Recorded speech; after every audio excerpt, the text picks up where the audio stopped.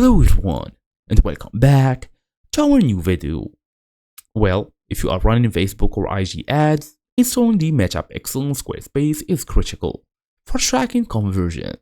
Well, in today's small tutorial, I'll make sure to show you how to actually integrate Squarespace with MetaPixel in 2026, fast and easy as usual. Let's get started. Well, first thing first, go all the way to create a MetaPixel by going to Meta Business Manager and create a new pixel.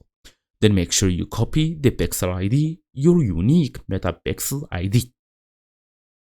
As for now, we're gonna go to Squarespace login, use your email address and password. Then we're gonna go all the way to settings.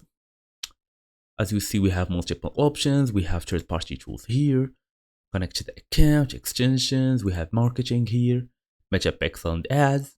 So we're gonna go to look for the MetaPixel.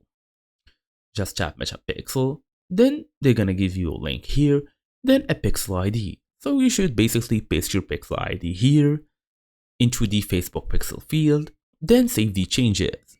Just tap on save to actually activate the pixel, then verify the pixel installation using the MetaPixel helper to confirm it's active.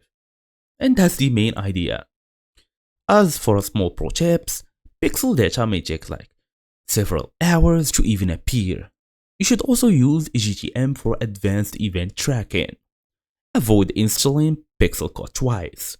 So basically just do this step once, and that's it. It may take some time to actually activate, but it will be there, don't worry.